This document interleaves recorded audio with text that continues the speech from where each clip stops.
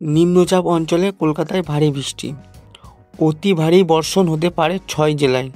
কমবে কবে থেকে?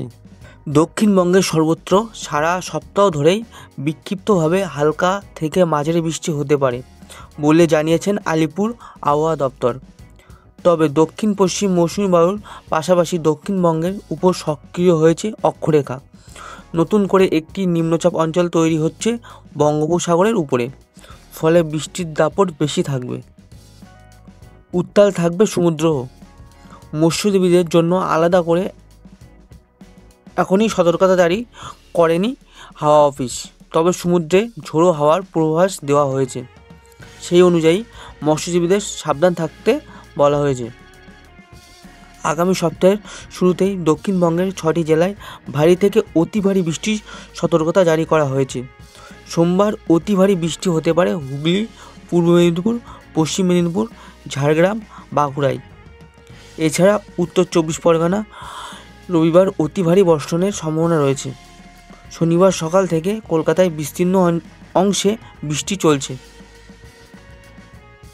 আকাশ মূলত মেঘলা, তবে শনিবার আলাদা করে কলকাতার জন্য কোনো সতর্কতা নেই। রবিবার থেকে মঙ্গলবার পর্যন্ত শহরে বজ্রবিদ্যুৎ সহ বিক্ষিপ্ত বৃষ্টি চলবে।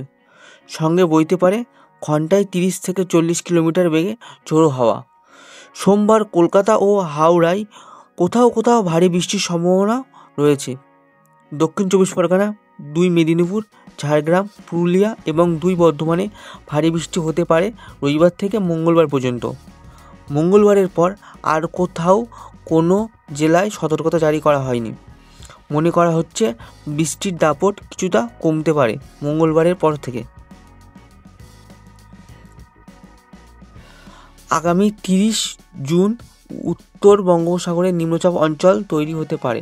তার প্রভাবে 29 তারিখ থেকে সমুদ্রের ঘন্টায় 30 থেকে 45 কিলোমিটার পর্যন্ত ঝোড়ো হাওয়া বইতে পারে। উত্তর বঙ্গোপসাগর এবং সংলগ্ন এলাকায় মৎস্যজীবীদের তাই সতর্ক থাকতে বলা হয়েছে। রবিবার থেকে উত্তাল থাকবে উপকূল লাগোয়া সমুদ্র। উত্তরবঙ্গেও ভারী বৃষ্টির সম্ভাবনা রয়েছে। শনিবার ভারী বৃষ্টি হতে পারে দার্জিলিং, জলপাইগুড়ি, কালিম্পং, আলিপুরদুয়ার এবং কোচবিহারে।